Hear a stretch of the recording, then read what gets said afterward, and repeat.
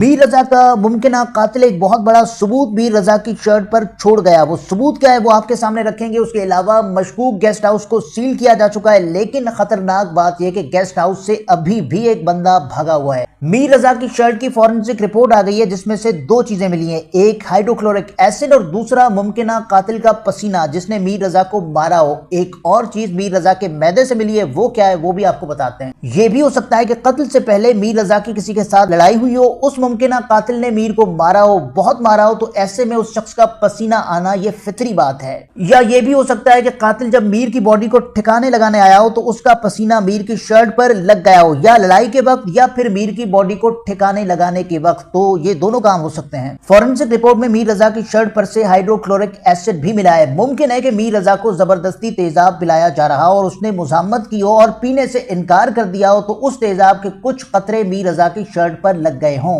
या फिर यह भी हो सकता है कि जब मीर रजा की आइडेंटिटी मिटाने के लिए कत्ल के बाद उस पर तेजाब छिड़का गया हो तो उसके कुछ कतरे उसकी शर्ट पर भी लगे हों।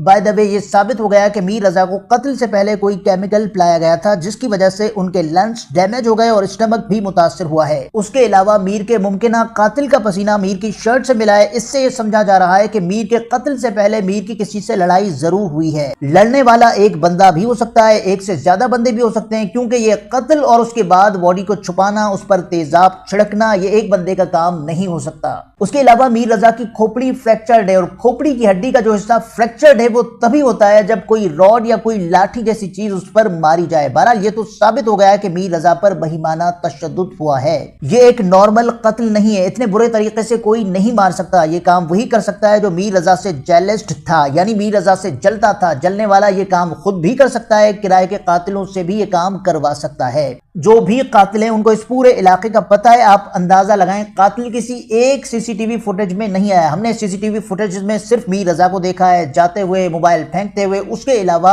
एक से दो इशारे मिले हैं, लेकिन पुलिस ने उन पर काम नहीं किया। एक मशकूक बाइक वाला जो 22 सेकंड्स तक उस जगह पर रुका जहां से मीर रजा की बॉडी मिली, और रुका भी रात के 3:30 बजे। क्या यही वो शख्स है जिसने मीर रजा पर तेजाब छिड़का है, या फिर अपने साथ किसी और को ये बाइक पर लेकर आया था? मुमकिन है इसने उन बंदों को छोड़ा जिन्होंने फिर मीर रजा पर तेजाब छिड़काओ, क्योंकि जिस जालिमाना तरीके से तेजाब छिड़का गया ये काम 22 सेकंड्स में नहीं हो सकता। और फिर रात ये लोग किसी भी सीसीटीवी फुटेज में नहीं आए। बाइक वाला सीसीटीवी फुटेज में आ चुका है, लेकिन बाइक वाला गया कहां ये पता नहीं। और जब मीर रजा की बॉडी मिली थी तब उसकी पॉकेट्स बाहर की तरफ निकली हुई थी, यानी कातिल को यह भी डर था कि कहीं उसकी जेब से कोई आइडेंटिटी कार्ड न मिले जिससे उसकी शनाख्त हो। अच्छा, ये काम वो कचरे वाला भी कर सकता है जो तकरीबन 8 बजे उसी स्पॉट से गुजरा था जहां से मीर की बॉडी मिली थी, क्योंकि आमतौर पर कचरे वालों के रूप में कुछ नशे भी होते हैं जो कचरा बेचकर नशा लेते हैं। मुमकिन है उसने मीर की बॉडी देखी और उसने देखा हो कि शायद इसमें से कुछ पैसे मिल जाएं, लेकिन जिस एरिया से मीर रजा की बॉडी मिली है उस एरिया से पिछले कुछ अरसे में 2 लाशें और मिल चुकी हैं। यहाँ यह सवाल पैदा होता है कि क्या इस सुनसान इलाके में लोगों को बुलाकर ऐसे ही कत्ल किया जाता है? कुछ भी हो, लेकिन जो कातिल हैं वो इस इलाके से बहुत वाकफियत रखते हैं, तभी तो वो किसी सीसीटीवी फुटेज में नहीं आए। अब हम गेस्ट हाउस की तरफ चलते हैं, जिसके बारे में मीर रजा के वालिद ने यह खदशा जाहिर किया था कि हो सकता है कि मीर के साथ इस मशकूक गेस्ट हाउस में कुछ किया गया हो। वो बताते हैं, जब मैं अपने बेटे की तलाश में उस गेस्ट हाउस के करीब पहुंचा तो जैसे ही मैंने मीर रजा की फोटो दिखाई तो 3 लोग गेस्ट हाउस के खुफिया दरवाजे से कूदकर भाग गए, जिनमें से पुलिस ने 2 बंदों को पकड़ लिया है, जबकि एक बंदा अभी भी फरार है। इन 2 बंदों समेत गेस्ट हाउस से पुलिस ने 6 मुलाजमीन को गिरफ्तार किया है, जबकि टोटल पुलिस ने 21 बंदों को गिरफ्तार किया है। बहरहाल जैसे ही गेस्ट हाउस की खबरें मीडिया में आई तो सोशल मीडिया पर शर्जील मेमन और उनके बेटे रावल शर्जील का नाम लिया जाने लगा कि ये गेस्ट हाउस उनका है, पीपुल्स पार्टी उनको बचा रही है, इसीलिए अभी तक गेस्ट हाउस सील नहीं किया गया। शर्जील मेमन का नाम सोशल मीडिया पर गूंजने के बाद पुलिस ने गेस्ट हाउस की डिटेल्स शेयर कर दी है। ये गेस्ट हाउस एक खातून का है जिनकी एज 71 साल है। इस खातून का शौहर 2008 में लेबर डायरेक्टर के ओहदे से रिटायर हुआ है। यह गेस्ट हाउस मई 2026 में लियाकत नामी शख्स की जानिब से किराए पर लिया गया और अपना बिजनेस किया जाने लगा। यही वो गेस्ट हाउस है जिसकी सीसीटीवी फुटेज में आखिरी मर्तबा मीर रजा को देखा गया था। मीर के वालिद ये कहते हैं कि जब मैं गेस्ट हाउस के अंदर गया और मैंने अंदर की सीसीटीवी फुटेज देखना शुरू की, उसी टाइम पुलिस आ गई और मुझे वहां से जाने का कहा। नाज़रीन, अगर पुलिस मीर रजा के वालिद को वो फुटेज देखने देती तो इससे कम से कम उनका खदशा या शक जो गेस्ट हाउस में मौजूद लोगों पर था वो क्लियर हो जाता। डे 1 से मीर रजा केस में जो कुछ हो रहा है वो बहुत ही मशकूक है। यानी जब अदालत ने पहली मर्तबा पुलिस सर्जन को यह हुक्म दिया कि आप अपने जेरे निगरानी एक मेडिकल बोर्ड बनाएं और मीर रजा की कब्र कुशाई करें, उन्होंने मेडिकल बोर्ड बना दिया। जिस दिन कब्र कुशाई होना थी उससे तकरीबन 6 घंटे पहले हैदराबाद से एक नोटिफिकेशन निकला और रातों रात डॉक्टर सुमैया के अलावा पूरे मेडिकल बोर्ड को चेंज कर दिया गया। तो ये काम किसने किया?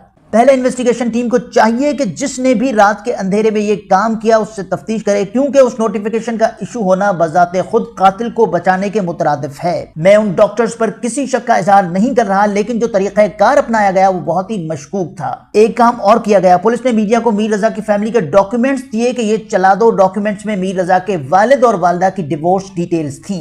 ये काम बहुत ही पर्सनल था और वो मीर रजा के केस को कहीं और लेकर जा रहा था। और ये काम तब किया गया जब कब्र कुशाई हो रही थी। कब्र कुशाई से एक दिन पहले मीर रजा की ऑडियो मीडिया में चलाई गई और उनके वालिद की ऑडियो भी लाई गई ताकि केस को खुदकुशी का रंग दिया जा सके। इन्वेस्टिगेशन टीम को यह जरूर देखना चाहिए कि यह काम क्यों हो रहा था और कौन करवा रहा था। जाहिर मीर रजा की ऑडियोज, उनके वालिद की ऑडियोज पुलिस के पास थी। पुलिस ने ऐसा क्यों किया कि वो ऑडियोज मीडिया को चलाने के लिए दी गई, इसकी इन्वेस्टिगेशन होनी चाहिए। बहरहाल मीर रजा का केस बहुत ही मुश्किल केस है, लेकिन अगर पुलिस मीर रजा के केस के मुल्जिमान गिरफ्तार करने में कामयाब हो गई तो यह एक बहुत बड़ा क्रेडिट होगा। फैमिली ये कह चुकी है कि हमें ये लॉलीपॉप नहीं चाहिए कि किसी भी नशे को मार दें और कहें कि ये मीर का कातिल था। ऐसा हरगिज नहीं होना चाहिए, क्योंकि किसी ताकतवर को बचाने के लिए बाज दफा पुलिस ये काम भी करती है। मीर रजा केस के बारे में मुझे जो लगता था मैंने आपको बता दिया। आपको क्या लगता है कमेंट सेक्शन में जरूर बताएं।